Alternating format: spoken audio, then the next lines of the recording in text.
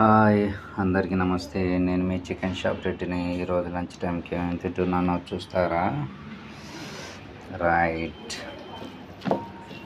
తోటకూర కర్రీ. ఇది తినడానికి కొద్దిగా ఇబ్బందిగా ఉన్నా, అంటే ఓసారి మంచిగా చేస్తారు, ఓసారి సరిగా చేయరు.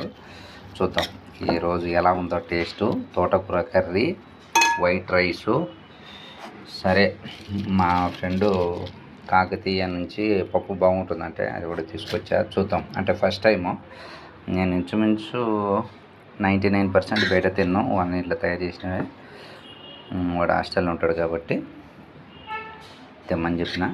సరే, ముందు మన తోటకూర కర్రీ, తర్వాత పప్పు. ఇది కూడా ములకేసేస్తాం.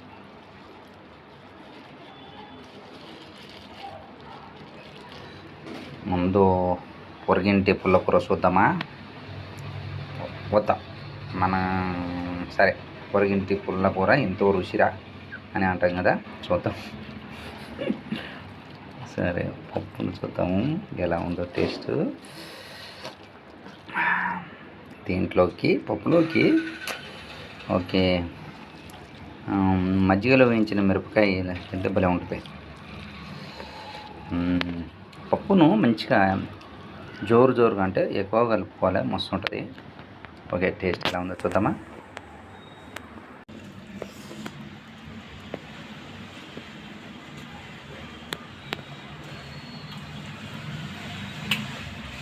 బాబా సూపర్ ఉంది. మన హైదరాబాద్లో టేస్ట్ ఎక్కడ ఉంటే అక్కడ ఉంటారు పబ్లిక్. ఇలాగా ఎవరైనా సరే హోటల్ మెయింటైన్ చేసేవాళ్ళని, కర్రీస్ మెయింటైన్ చేసేవాళ్ళైనా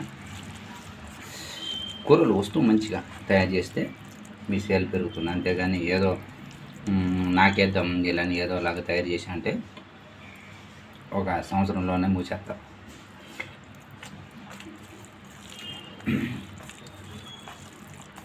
చాలా బాగుంది. అమీర్పేట్లో ఉంటుంది ఇది, కాకతీయ అని.